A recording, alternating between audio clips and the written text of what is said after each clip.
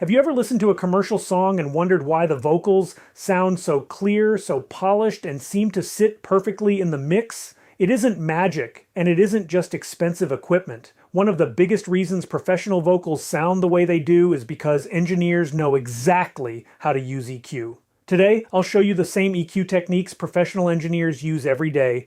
These aren't hard rules, but they're great starting points that can dramatically improve your vocal mixes. Let's jump in.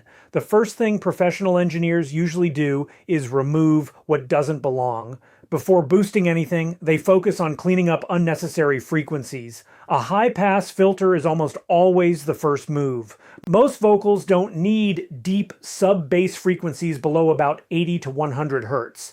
These low frequencies usually contain rumble, microphone handling noise, air conditioning, or vibrations that only muddy up the mix. By removing them, the vocal instantly becomes cleaner without changing its character. Next, engineers listen for muddiness. This usually lives somewhere between 200 and 500 hertz. If a vocal sounds boxy, cloudy, or like it's trapped inside a cardboard box, this area is often the culprit. Instead of making huge cuts, professional engineers usually reduce these frequencies by just a few decibels. Small adjustments often sound much more natural than aggressive ones. Now let's talk about clarity. One of the most important vocal ranges is between about 2 and 5 kilohertz. This is where words become easier to understand. A gentle boost in this area can help vocals cut through a busy mix without simply turning the volume up. But be careful. Too much here can make vocals sound harsh or tiring to listen to. Another important area is presence.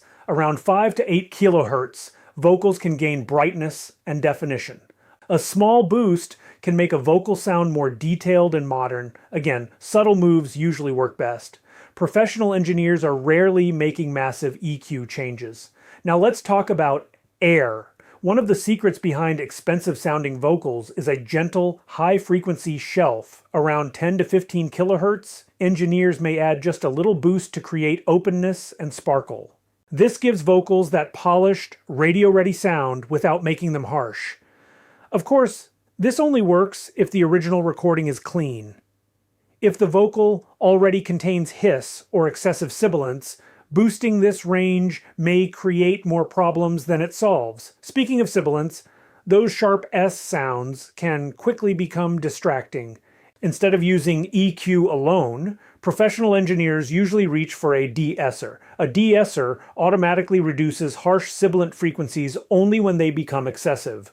This keeps the vocal bright while preventing painful high-frequency spikes. Here's another trick many engineers use. Instead of boosting frequencies they like, they often cut frequencies they don't. Removing unwanted frequencies creates space naturally. This often sounds smoother than stacking lots of boosts across the vocal. Context is also incredibly important.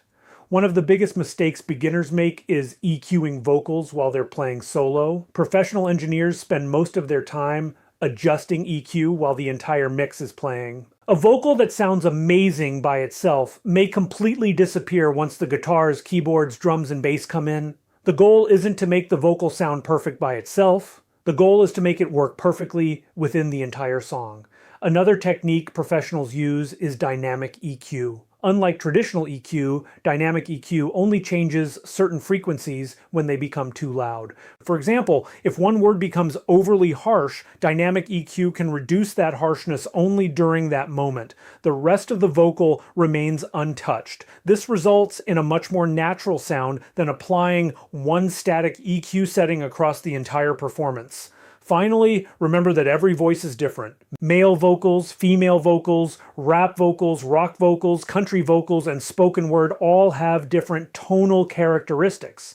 There is no magical EQ preset that works on every singer. The best engineers trust their ears first and use frequency ranges as guides, not rules. If your vocal already sounds great, don't feel like you have to keep making adjustments. Sometimes the best EQ move is doing almost nothing at all. Let's quickly recap. Professional engineers typically remove unnecessary low frequencies with a high-pass filter. Reduce muddy frequencies around 200 to 500 hertz. Add clarity around 2 to 5 kilohertz. Add presence around 5 to 8 kilohertz when needed. Add a touch of air above 10 kilohertz. Control harsh S sounds with a de-esser. EQ while listening to the full mix. Make small, careful adjustments instead of extreme boosts and cuts.